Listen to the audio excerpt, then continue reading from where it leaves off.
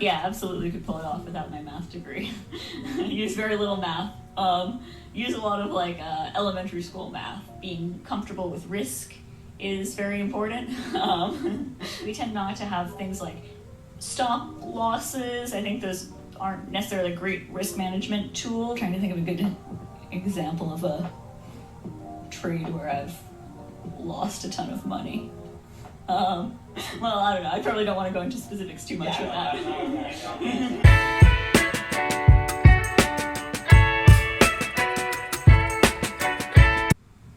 Who is the real SBF? Well, it shouldn't be a surprise to you now. For almost any celebrity, there's always two sides to them. One is the public image, and the other is the real person behind the image. And it's no surprise that SBF has that side as well. In this video, we're going to explore who the real SBF is, his public persona, and the things he say in private. You probably have saw this thread, this Twitter thread right now. He started this Twitter thread after the bankruptcy of the FTX platform, after he was ousted as a CEO, even though it still says he's the CEO of FTX, but he's not really the CEO anymore. But he started a Twitter thread.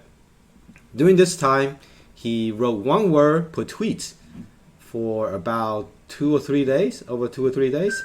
And then at the end of it, he explained what happened. Now, during the time when he was tweeted these letters one by one, people were wondering, why was he doing that? Is he trying to hide something while doing that? Well, there's one thing you should know about Twitter is that a lot of people keep track of your tweets in total. For famous people like SBF, people want to know if he's actually deleting his own tweets. So to do that, there's a tracker for your total tweets and what tweets you have. Well, someone noticed that when he was tweeting these letters one at a time, some of his tweet count didn't go up. This means, because normally when you make a new tweet, the number of tweets that you make go up by 1, right? However, when he did that, his tweet number didn't go up. So that could only mean one thing, is that he's deleting an old tweet at the same time that he's making this new tweet. So someone was clever enough. Here's a nice tweet by Genevieve. She tracked over 100 tweets that were deleted by SBF in the last few days. So it's all posted on this spreadsheet here. So let's take a look at what kind of tweets did he deleted.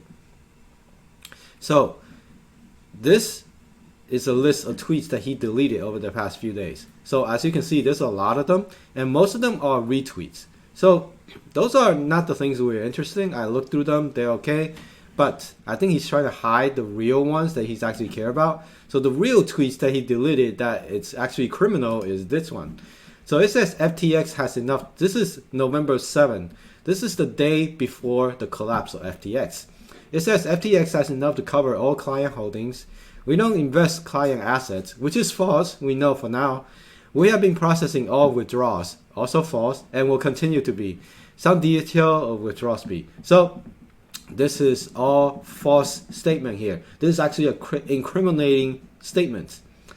And then here's another one, another criminal tweet, another false tweet.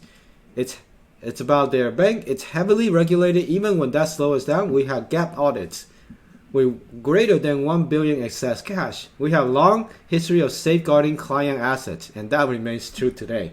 Again, that's a bold-faced lie, and that happened on the day before the collapse of FTX. And then here's him accusing that maybe CZ or some other competitor is going after him.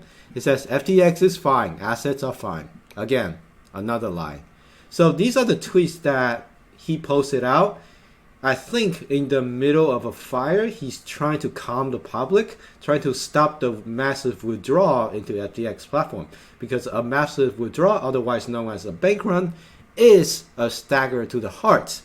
A dagger to the heart when you have a company that's illiquid. So this is him trying to stop the fire. However, we all know how that played out. It's not working, and eventually in a day, FTX went under.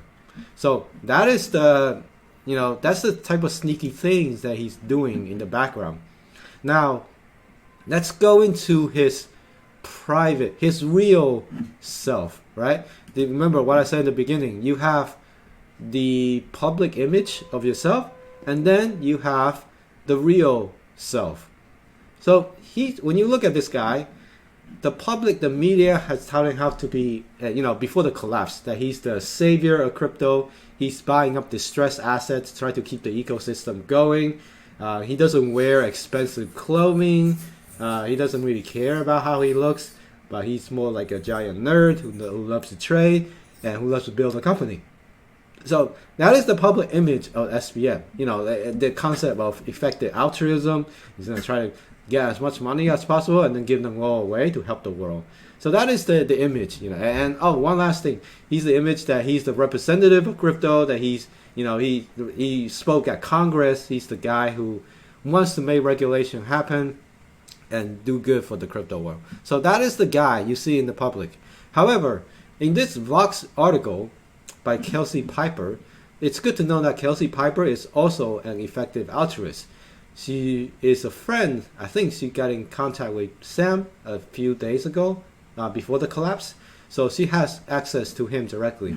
So she DM'd him on Twitter, fully not expecting a return of a message. But Sam actually wrote her back with an impromptu interview about what happened. So Sam didn't know that this whole thing will be public, which is another dumb thought by Sam. When you're talking to a journalist in the middle of the biggest collapse in crypto history, you bet that they're gonna publish your DMs. Well, he didn't think that. So she went on DM, talked with him, and about a lot of things. So let's go into some of the screenshots. So about regulation. She asked, you say a lot of stuff about how you wanted to make regulation. Just good ones. Was that pretty much just a PR too? He says, there's no one really out there making sure good things happen and bad things don't. Usually there's only one toggle. Do more or do less. Yeah, just PR. Fuck the regulators. They make everything worse. They don't protect customers at all.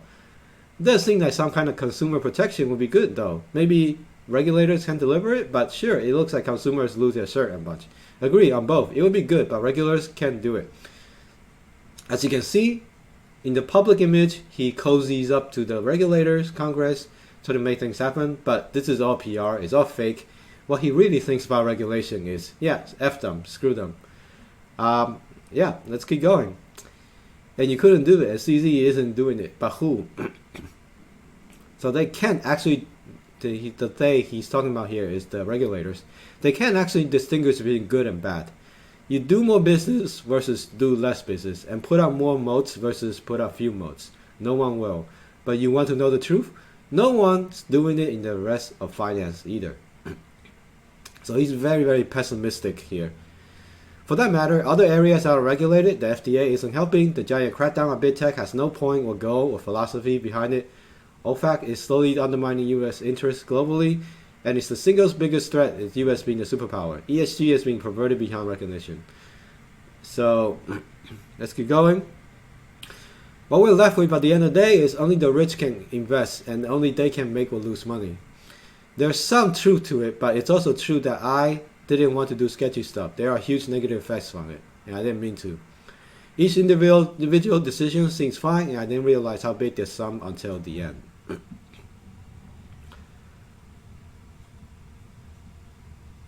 Yeah, so she was like, oh, I was just listening to the conversation we had this summer about whether you should do unethical shit for the greater good. He said, what did I say? He said, you were like, nah, don't do unethical shit. Like, if you're running Philip Morris, no one's going to want to work with you on philosophy. And there's risk of doing more harm than good. But even if you subtract that out, pretty not worth it. Was trying to figure out like if that was some kind of PR off the cuff answer. He said, man, all the dumb shit I say, it's not true really. So yeah, a lot of things he said for PR is not true. Yeah, darn man. Everyone goes around pretending that perception reflects reality. It doesn't. Some of this decade's greatest heroes will never be known, and some of the most beloved people are basically shams. And you kind of believe and do the unethical shit or anything other than judgment to be bestowed upon the losers. A month ago, CZ was a walking example of don't do unethical shit or your money is worthless. Now he's a hero. Is it because he's virtuous or because he had the biggest balance sheet? And so he won. So he sort of confirmed here that CZ was the guy he was fighting against. Well, I can't see why you don't want to give that answer in interviews. So the ethics stuff, mostly upfront. People will like you if you win or hate you if you lose, and that's how it all really works. He's like, yeah, I mean, that's not all of it, but it's a lot. The worst quadrant is sketchy and lose. The best is win and something. Clean and lose is bad, but not terrible. So he's talking about like everything is about image here. You're really good at talking about ethics for someone who's kind of saw it all as a game, winners and losers. He's like, hee. I had to be. It's what reputations are made of, to some extent. I feel bad for those who get fucked by it. This is a dumb game we all woke Westerners play, where we all say the right shibboleth, and so everyone likes us. Wow. So he's really talking about PR, public image. It's all about public image. If you have good public image, people won't mind the unethical shit that you're doing underneath. But in this case, he was found out that he was doing unethical shit, and then he lost, and now everybody's hating on him. You tweeted about stuff like, you never invest your deposits. Was that BS, right? He said it was actually factually accurate. That's false, sir. Huh? But like, their deposit was totally not there. What do you mean? Technically, it was Alameda. He's like, yep. He's gonna blame it on Alameda. So FTX technically wasn't gambling with their money. FTX had just loaned their money to Alameda, who had gambled with their money and lost it. And you didn't realize the big deal because you didn't realize how much money it was. And also thought Alameda had enough collateral to reasonably cover it. I get how you could have gotten away with it, but I guess that seems sketchy if it would get away with it. It was never the intention. Sometimes life creeps up on you. So that's his excuse for gambling away customers' fund by loaning it out to Alameda? Man. Was the Alameda thing when Luna crashed the first time customer deposit were lent out? Or was it more like the accounting was such that a lot of stuff we were doing was implicitly backed by customer deposit? So it was so his explanation for the whole thing was, it was messy accounting plus margin exchange position built up over time. Though in retrospect, Luna crashed when a lot of it did. But messy accounting, I didn't realize full side of it until a few weeks ago. So he didn't know how much was loaned out to Alameda until a few weeks ago. If you could do it all over again, would you still take more careful accounting, never touch customer fund, never go into crypto? He'll definitely be more careful of accounting and offboard Alameda from FTX once FTX could live on its own. Are there people who told you to be more careful? Are there people you will listen to? It's maybe, but not really. Or those who did, they didn't. So it's everyone was so worried and concerned about dumb shit. We definitely wouldn't do that make sense. Everyone was so worried and concerned about dumb shit.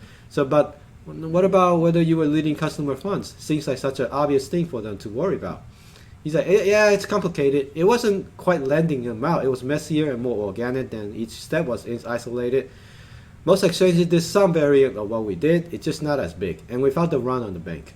Everyone wants to be clever. Clever things to do is some complicated 3D chess involving customer order and data something. So he's saying that all the other exchanges are doing something similar. It's just that not as big of a scale as they did. So there's no point in lending customer deposit, just various financial instruments that ended up adding up so that you don't even have to see they're adding up to. He's like, oh yeah, FTX doesn't have a bank account. I guess people can just wire to Alameda to get money on FTX. 3 years later, oh fuck, it looks like people wire $8 billion to Alameda. And oh god, we basically forgot about that stub account that corresponded to that, and it was never delivered to FTX. This is huge. Remember, there was a report that he actually has a private way of wiring money from FTX to Alameda without triggering audits. So in general, it was basically a shit show at the company, and they don't have any way of keeping track of how much accounting was used and how much money was sent over to Alameda. He's like, yeah, I fucked up big multiple times. You know what was my biggest fucked up? Oh, interesting. What is this biggest fucked up? The one thing everyone told me to do. Everything will be 70% fixed if I hadn't. So he's trying to guess. Chapter 11. So Sam is saying that Chapter 11 bankruptcy was his biggest screw up. Interesting. So she's like, should have rolled out and kept trying to make the $8 billion back. He said, if I hadn't done that, withdrawals would have been opening up in a month with customer fully whole.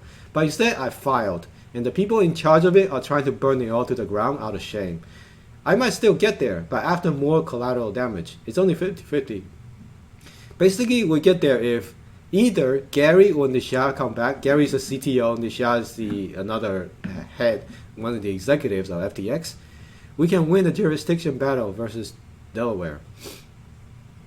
He's like, Gary and Nishad are gone? He's like, yep, scared. If Gary is scared, Nishad is ashamed and guilty. Wow. So he's like, yeah, it hit Nishad really hard. It hit us all hard, but it hit him hard. So he's really blaming that these guys ran away from the situation, didn't want to come back, and therefore he has to file Chapter 11. He's saying that he could actually fight for it. He's actually could get people's customer funds back if they didn't file for Chapter 11. Now, Chapter 11 is bankruptcy proceeding in which people will come in and divide up the company and pay back creditors. He's like, if they didn't do that, he would have a chance. He actually is going to raise more money and pay people back, which is highly unlikely. Anyway, on the hack of FTX. So do you know what happened to the money that maliciously moved out of FTX after the bankruptcy? So Sam's like, it was a hack, either an ex-employee or malware or ex-employee's computer, a few $100 million. Well, that sounds convenient, huh? Right after they declare bankruptcy, someone go in there and drain $400 million? He's like, so what's next? What are you going to do in the next few weeks? He's like, I have 2 weeks to raise $8 billion. That's basically all that matters for the rest of his life. A few months ago, I was the world's greatest fundraiser, but now he's a fallen wreckage. So Sam is still saying that he can raise $8 billion in 2 weeks. I don't think it's possible, and I think he's going to lose the battle, and eventually he might get extradited into the United States and face criminal charges. I will link this article in the comments below. Let me know what you guys think. What do you think about the real SBF as he tried to explain himself in the private DM that was not meant to be public versus his real public image? I hope you guys find this video fun or interesting. Let me know what you think of in the comments below. With that said, I'll see you guys in the next video.